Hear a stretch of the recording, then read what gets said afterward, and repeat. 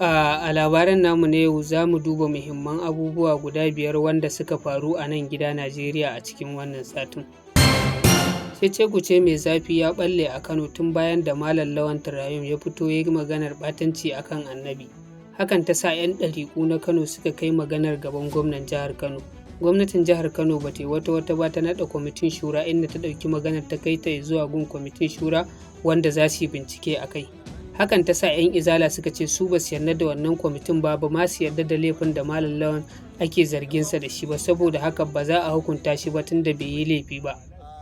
Sai dai a safiyar yau din nan ne kwamitin shura suka dakatar da Malam Lawan Turayum da wa'azi har tsawon lokacin da za a yau Najeriya take cika shekara 65 da samun 'yancin kanta, inda shugaban ƙasar Najeriya Bola Ahmed Tinubu ya yi wa 'yan Najeriya bayani a yau din nan, inda ya ce ya yaba da ƙoƙarin 'yan Najeriya duba da yanayin azabar da ya dinga gana musu a baya, amma duk da haka 'yan Najeriya suka jure. To yanzu alhamdulillahi sauƙi ya zo ga 'yan Najeriya, wuya ta wuce yanzu sai sauƙi. Sai dai idan muka ƙara duba da yanayin maganganun Tinubu, Bola Ahmed Tinubu ya ƙara da cewar a yanzu haka ya samar da wani tsari wa matasan Najeriya inda za su dinga ba su bashin mota da gida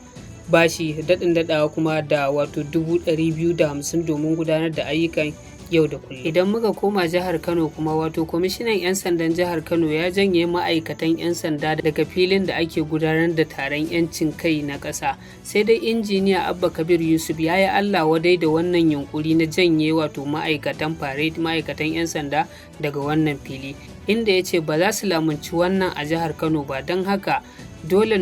maganan nan zai ɗauke ta ya kai ta har zuwa ga shugaban ƙasa Bola Ahmed Tinubu, inda zai nemi a canja wato wannan kwamishinan 'yan sandan, domin kuwa babu wani dalilin da zai sa su janye ma'aikatansu a ranar 'yancin kai na Najeriya. Sai dai har